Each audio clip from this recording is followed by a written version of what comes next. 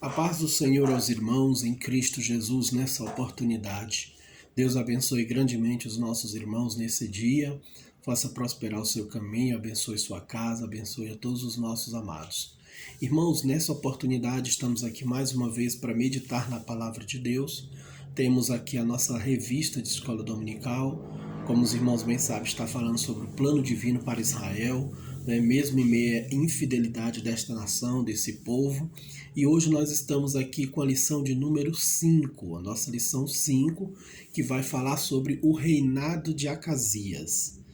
O breve reinado de Acasias, porque foi um reinado muito curto, e nós temos aqui algumas lições a aprender a respeito deste rei, que foi o filho de Acabe, que sucedeu ao perverso rei Acabe no trono de Israel.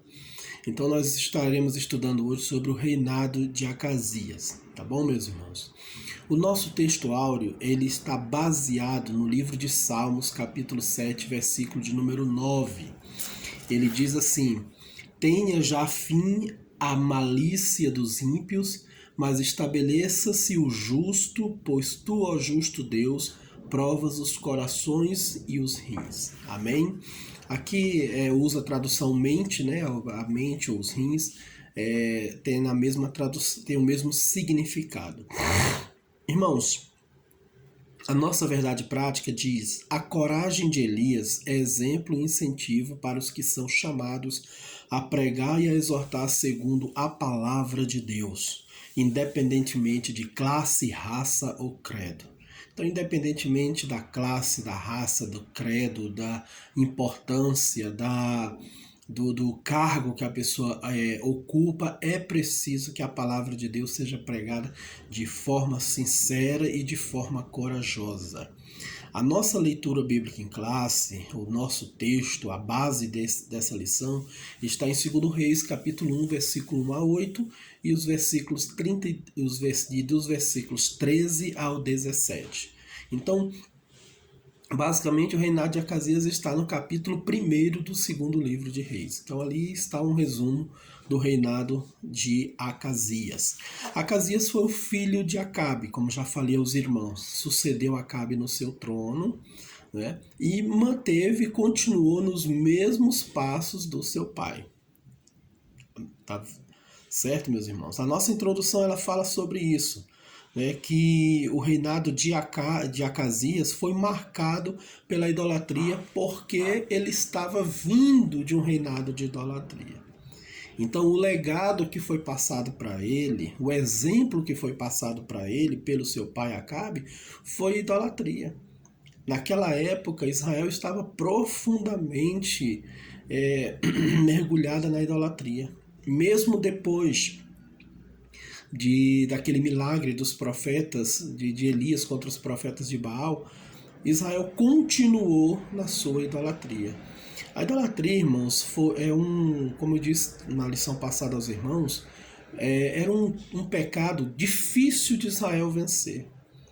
Para os irmãos terem uma ideia, para nós termos uma ideia, na verdade, foi preciso a deportação de todo o povo de Israel, foi preciso Deus arrancar a sua nação da sua terra, destruir o templo, incendiar aquele templo maravilhoso que Salomão construiu, para ver se erradicava a idolatria do coração das pessoas.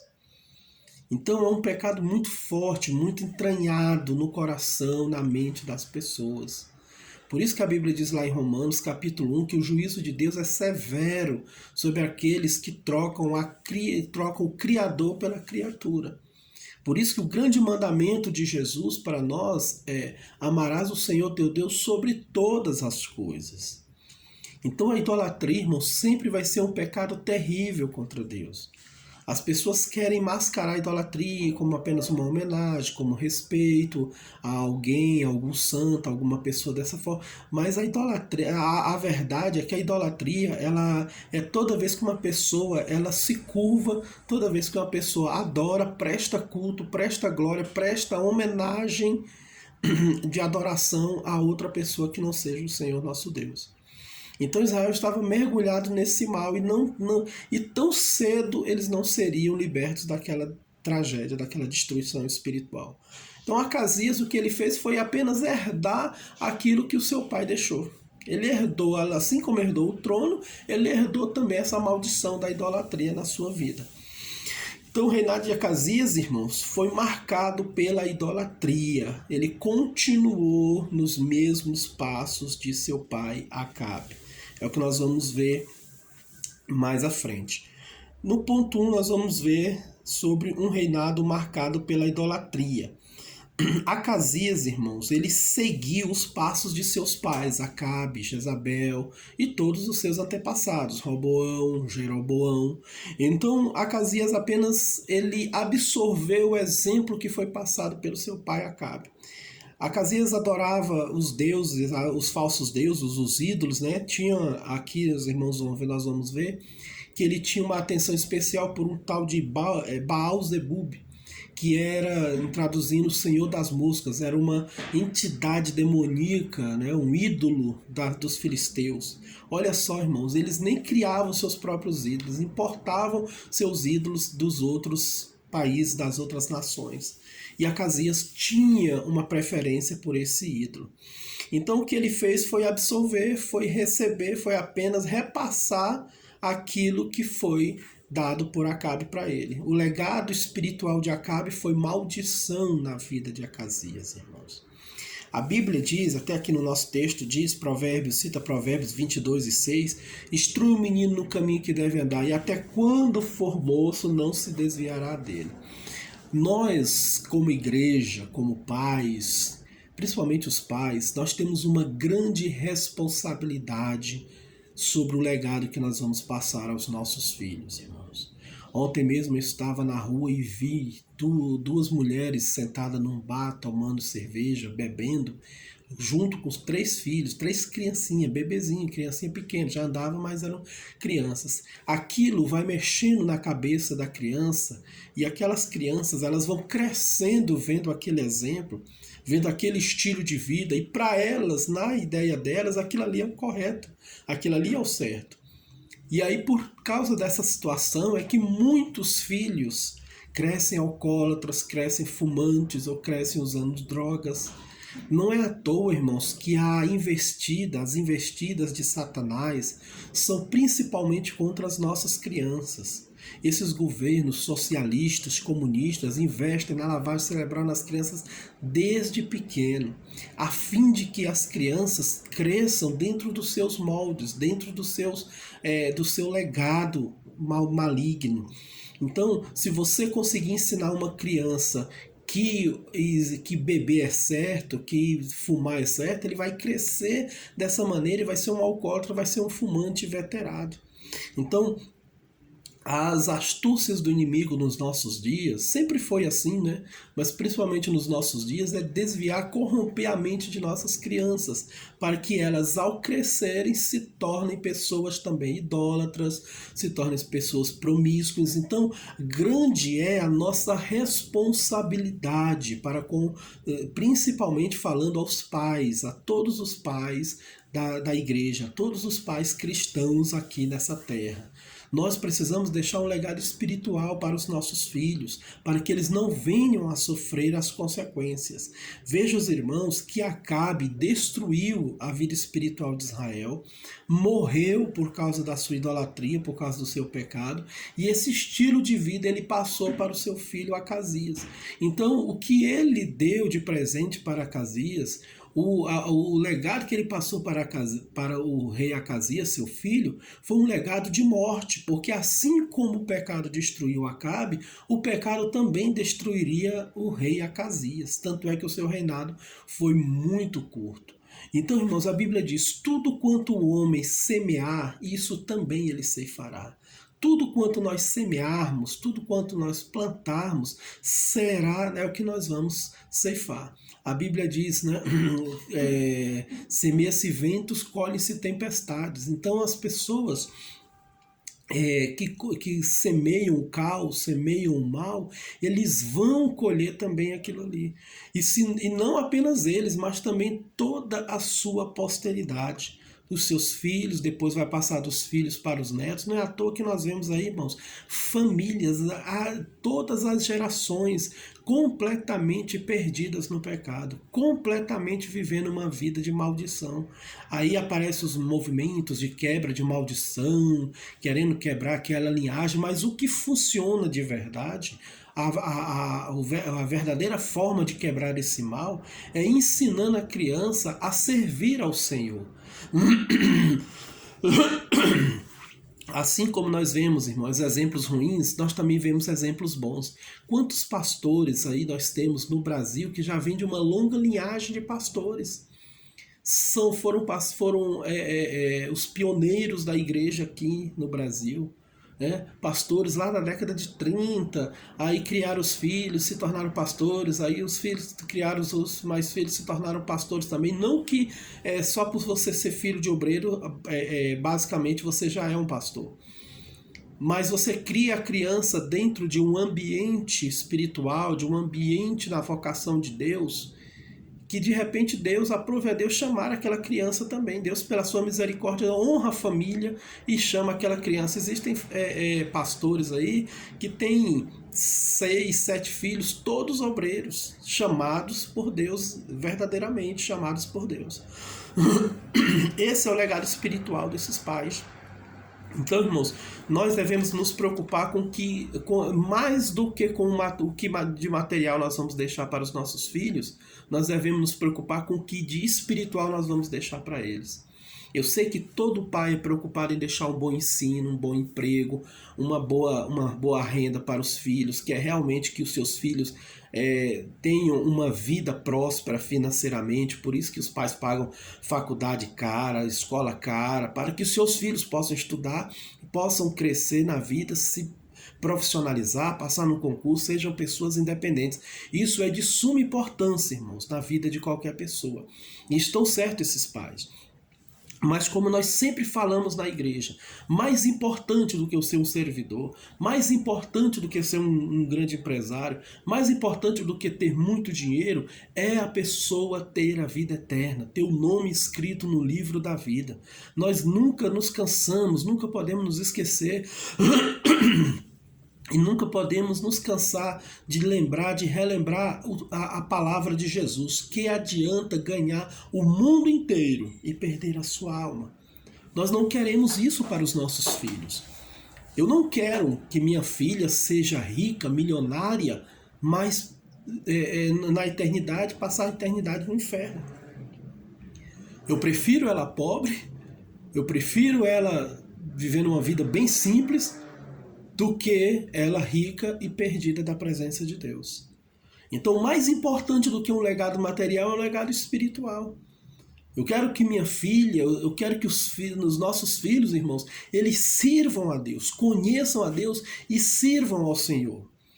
Os irmãos vejam o empenho que o próprio Deus teve com Israel quando saiu do Egito. Deus foi claro para o povo, disse: olha, vocês vão ensinar tudo isso que está acontecendo aqui, vocês vão ensinar para os seus filhos, como o Senhor tirou vocês do Egito e colocou na terra prometida e fez vocês andarem 40 anos no deserto. Tudo isso aqui que aconteceu, a água tirada da rocha, os pássaros que vieram alimentar vocês, o maná, o fogo que descia da montanha, tudo isso aqui vocês têm que passar para os seus filhos. A importância, Deus queria que a nação de Israel passasse para os seus filhos, a fim de que, e Deus falou, e seus filhos passarão para os filhos deles, e assim por diante. A nação, todo israelita deveria conhecer a história de Israel com um único objetivo, que nunca esquecesse de adorar o verdadeiro Deus. Então Deus é o primeiro preocupado com o nosso legado espiritual, mais do que com o legado material. Ele sabe do que nós precisamos materialmente, mas ele quer que nós tenhamos mais espiritualidade, que nós tenhamos mais conhecimento.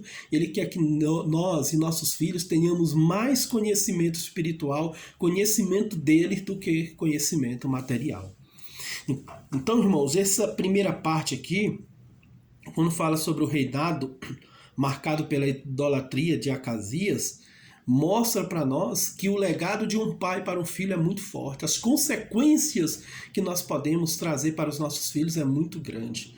Então, vamos procurar trazer, levar um legado, deixar um legado espiritual para os nossos filhos. Deixar marcas espirituais para os nossos filhos. Mostrar para eles quem é o verdadeiro Deus. Que quando nós partirmos para a eternidade, eles continuem firmes no Senhor e conheçam ao Deus verdadeiro.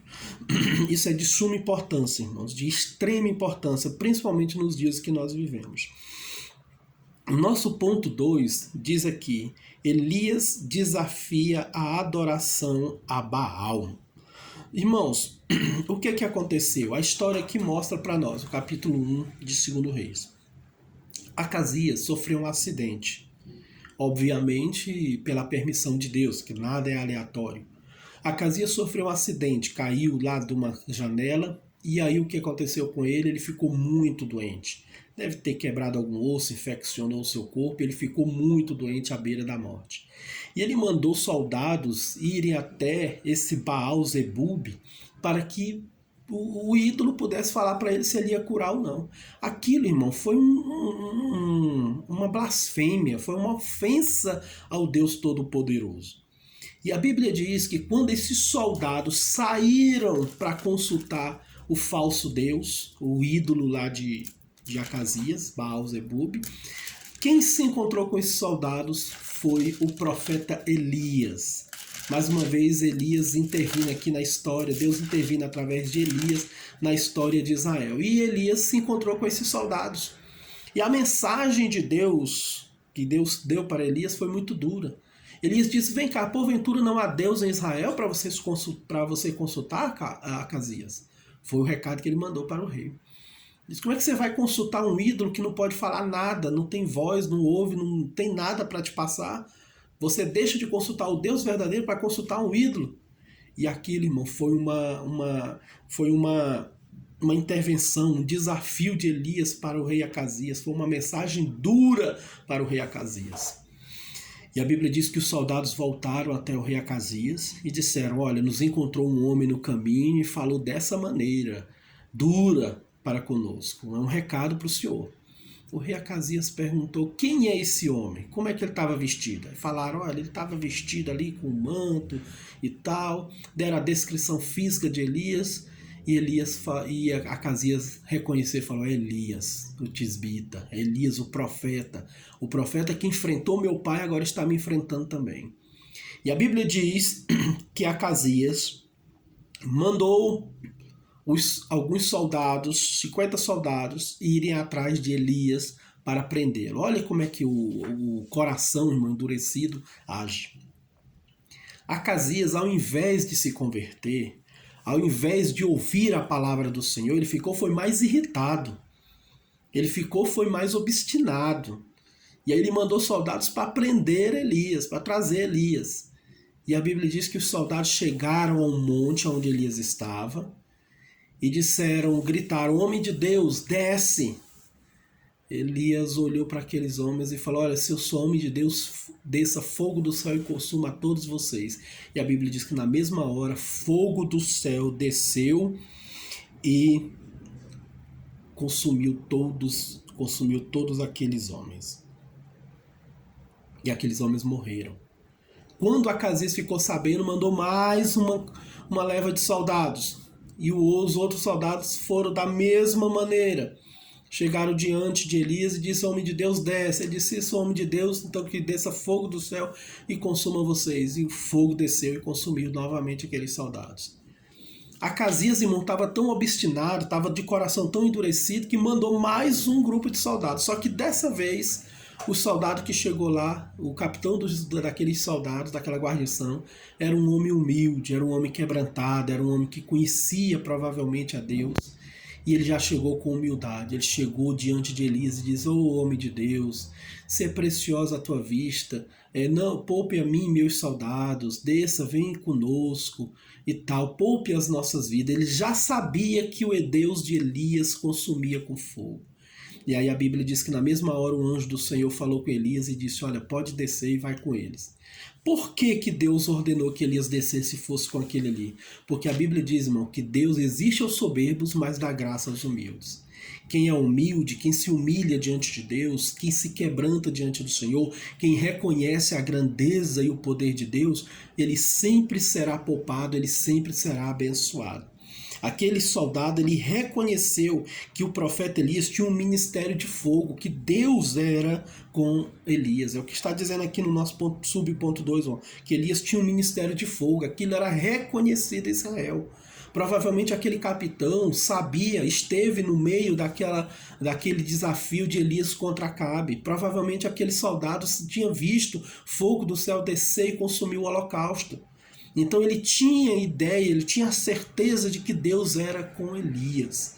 E naquele momento Deus mandou Elias descer com aqueles capitães. Aqui nós vemos, irmão, o quanto o nosso Deus é misericordioso, até mesmo para com aqueles que estão no erro. A salvação daquele capitão foi a sua humildade, o seu quebrantamento diante do Senhor.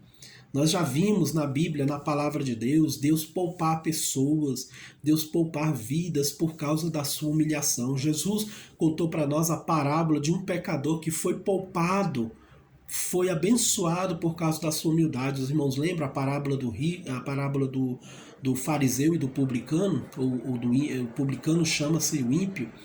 O fariseu, cheio da sua religiosidade, chegou diante do templo e disse: Senhor, graças te dou porque eu não sou igual a esse pecador que está aqui perto de mim. Eu dou dízimo, eu oro, eu dou oferta, eu jejuo 3 vezes na semana, e eu faço um monte de... Eu leio a Bíblia toda, eu conheço toda a Torá, eu sei tudo da lei.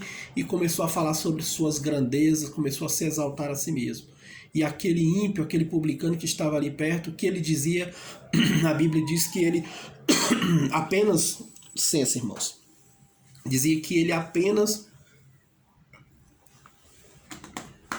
o que ele dizia era apenas assim: Senhor, ele batia no peito e dizia: Senhor, tem misericórdia de mim que sou pecador.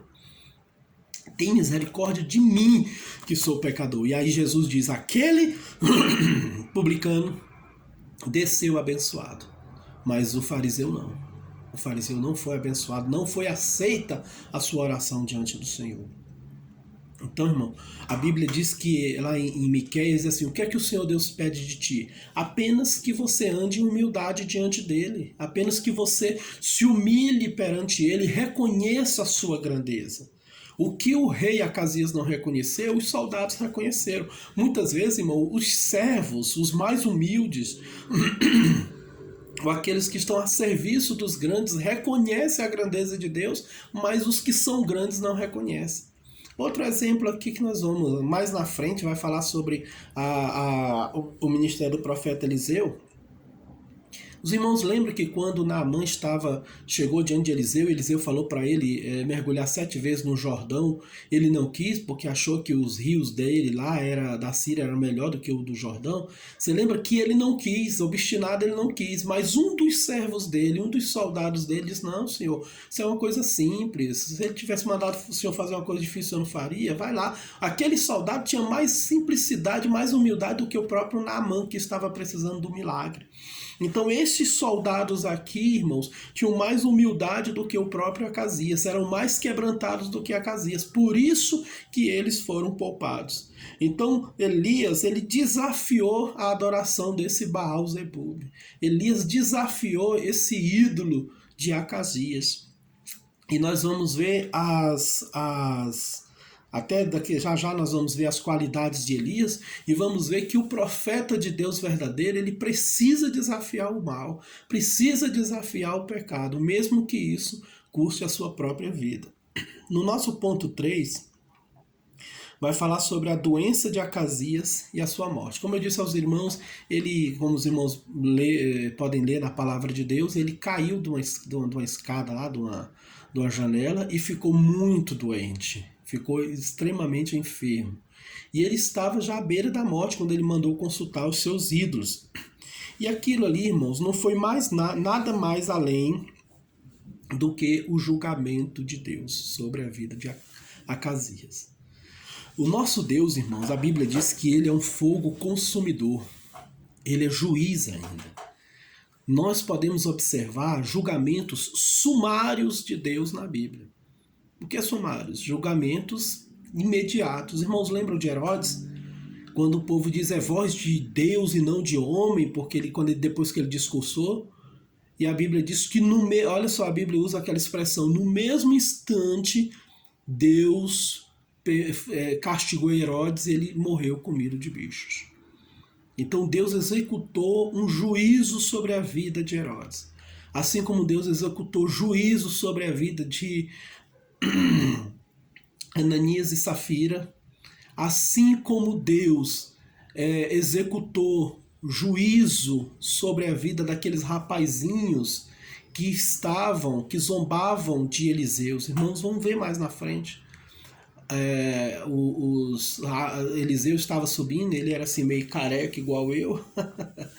E a Bíblia diz que ele subindo a montanha, subindo ali e tal, os rapazinhos começaram a olhar para ele e gritar: sobe calvo, sobe calvo. Começaram a zombar dele. E na mesma hora, os ursos saíram de dentro do mato e estraçalharam aqueles jovens.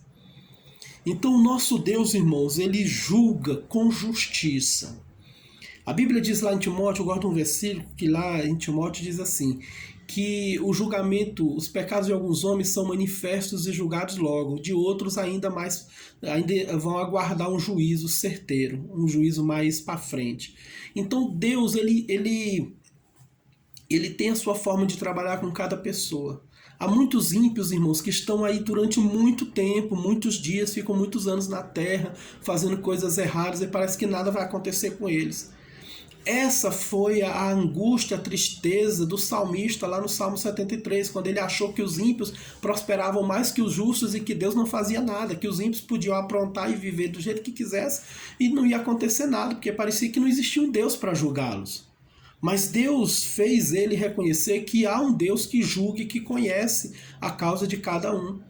E o que estava acontecendo na vida de Acasias era um julgamento do Senhor. Aquela enfermidade dele poderia ser curada, como Deus curou vários. O profeta Elias, irmãos, ele orou e crianças ressuscitaram. Elias orou e pessoas foram curadas. Deus poderia usar muito bem Elias para orar por ele e aquela pessoa ser curada. Assim como Deus usou Isaías e curou o rei Ezequias. Mas aquele ali era o momento do julgamento, do juízo do Senhor. Então, quando chega o julgamento, o juízo do Senhor, irmãos, é um juízo implacável. Hoje as pessoas ficam escandalizadas, as pessoas estão tristes pelas mortes por esse Covid, pelo vírus. Mas isso aí, irmãos, e não tem como nós não entendermos que isso tudo, essas milhares de vidas no mundo inteiro perdidas, não são mais do que o juízo de Deus sobre este mundo.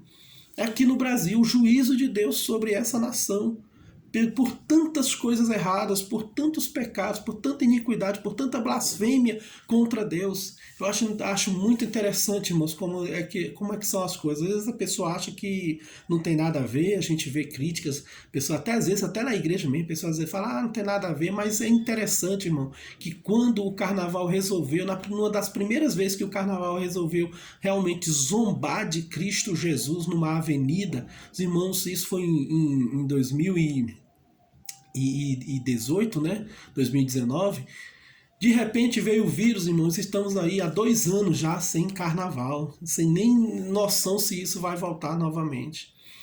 Então o juízo de Deus, irmãos, ele vem com eficiência, aquilo ali foi o julgamento de Deus, e Deus usou Elias para falar para o rei. Aí o que aconteceu quando Elias chegou diante do rei? Aí está aqui na palavra de Deus, né, na nossa revista. Então, aí Elias chegou diante do rei. Assim diz o Senhor, a palavra de Elias para ele: por que enviaste mensageiros a consultar Baal-zebub, Deus de Ecrom? Porventura é porque não há Deus em Israel para consultar a sua palavra? Portanto, desta cama que subiste não descerás, mas certamente morrerás. Assim, pois, morreu conforme a palavra do Senhor que Elias falara. Olha, irmão, que coisa terrível. Deus falou através de Elias e disse: olha, dessa cama, por causa da sua obstinação, por causa da sua iniquidade, por causa dessa sua blasfêmia contra mim, você sai da minha terra, da terra de Israel, você sai daqui para consultar um ídolo, para saber se você vai viver ou morrer. Então agora o Deus da vida e da morte vai decretar na sua vida: dessa cama que você subiu não vai descer, você vai morrer aí. E a Bíblia diz, conforme a palavra de Elias, aquilo aconteceu. Irmãos, Elias nunca foi medroso diante dos reis, ele sempre teve a sua coragem, ele sempre teve a sua determinação de fazer a vontade de Deus. Aqui, no nosso ponto 3, já finalizando, no subponto 3, fala sobre as qualidades de Elias. Aí ele cita algumas aqui. Intimidade com Deus. Não adianta nada a pessoa conhecer algo a respeito de Deus se não tem intimidade com Deus. O profeta Elias tinha tanta intimidade com Deus que essa oração que ele fez lá para chover fogo do céu, olha a ousadia dele, diz, ó, se eu sou homem de Deus, se eu conheço, é como se ele estivesse dizendo, ó, se Deus realmente está comigo, então vai fazer chover fogo do céu e vai consumir todos vocês. E realmente aconteceu. Então, nós, todo crente, tem que buscar uma intimidade com o Senhor. Conhecer, a Bíblia diz, conhecereis ao Senhor, né, que nós devemos conhecer ao Senhor, prossigamos em conhecer ao Senhor, cada vez mais ter uma intimidade, conhecer mais profundamente ao Senhor. Outra qualidade de Elias, clareza e assertividade, ou seja, ele entendia muito bem a vontade de Deus, ele entendia muito bem o que é que Deus queria da vida dele e o que Deus queria para as pessoas. Então, quando ele profetizava, quando ele falava com clareza e falava com assertividade, ou seja, com certeza, com firmeza. Zelo pela adoração ao Deus verdadeiro. Irmãos, isso era algo que Elias não abria mão de forma nenhuma. Ele era zeloso, ele queria ver todo o seu povo, toda a nação de Israel adorando ao verdadeiro Deus. E ele estava disposto a dar a sua própria vida por isso. Elias enfrentou a idolatria, irmãos, de uma forma severa, de uma forma determinada. Por quê? Porque ele queria que todo o povo adorasse ao único Deus verdadeiro. Isso é muito bonito, irmão. Isso é muito inspirador na nossa vida. Elias não se conformava em ver o povo adorando seus postes ídolos. Outra característica de Elias é coragem. Coragem de Elias. Veja bem, os irmãos, que não era fácil enfrentar o rei e seus exércitos. Elias podia morrer a qualquer momento, irmãos. Era como aconteceu com João Batista. Quando João Batista pregou contra o pecado do rei, Herodes, o que aconteceu? A mulher adulta que estava em adultério com Herodes mandou matá-lo, mandou matar João Batista. Então, Elias corria o mesmo risco. Mas Elias tinha a coragem do Senhor. Deus dava a ele graça, mas Elias tinha a sua coragem também. Ele colocou sua vida em risco para o bem da obra de Deus. É o que os nossos irmãos do passado fizeram, irmãos. Tanto da igreja primitiva como da igreja aqui no Brasil.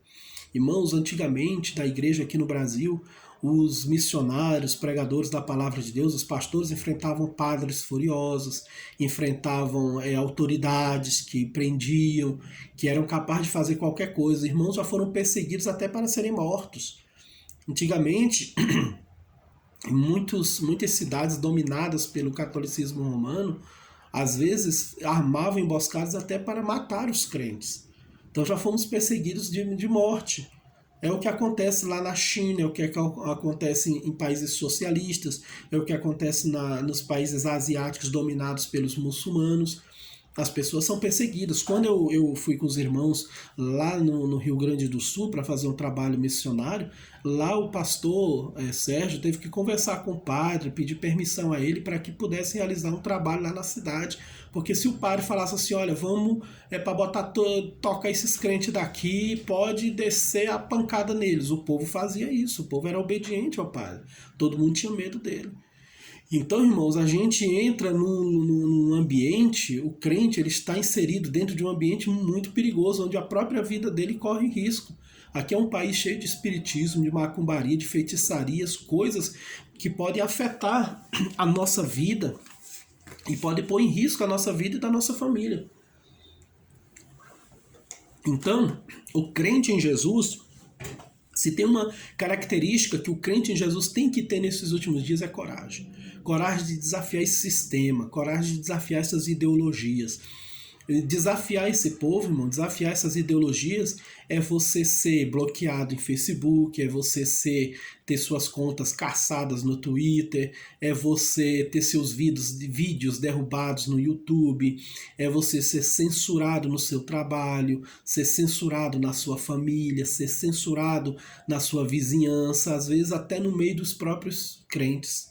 Então é preciso coragem, como Elias teve, de desafiar e confrontar o pecado, assim como ele confrontou o pecado de Acasias. Vejam, os irmãos, que a mesma mensagem que Elias mandou para os soldados, através dos soldados, foi a mesma mensagem que ele entregou para Acasias. É aquela coisa, ele não falava para os outros, ele falava na cara. O que ele tinha que falar, ele falava diante daquelas pessoas. Ele não se intimidava pela presença do rei. Era o grande rei de Israel, mas estava em pecado, estava errado. Não podemos nos intimidar, irmãos. Pode ser o presidente, pode ser quem quer que seja. Se está errado, ele tem que ser confrontado. Às vezes existe um medo que as pessoas têm de confrontar um líder espiritual, um pastor de uma igreja. Mas o pastor verdadeiro de igreja, o verdadeiro pastor de uma igreja, o pastor sincero, ele tem que abrir a sua boca e dizer, olha, se eu tiver errado, eu quero que os irmãos me confrontem e os irmãos me removam da frente do trabalho. Essa é a verdadeira atitude de um crente espiritual, de um pastor sincero espiritual. Se está errado, então ele deve ser o primeiro a assumir isso. Agora, quando ele não assume, ele tem que ser realmente confrontado. Elias não teve medo, teve coragem, enfrentou Acasias na força e na ousadia do Senhor, porque ele sabia qual era a vontade de Deus. Amém, meus irmãos? Então, a nossa lição basicamente fala sobre essa questão do reinado de Acasias. O reinado dele foi muito curto, foi em média de 2 anos.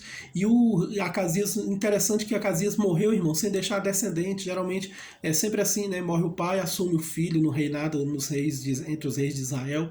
Mas Acasias nem filho ele teve.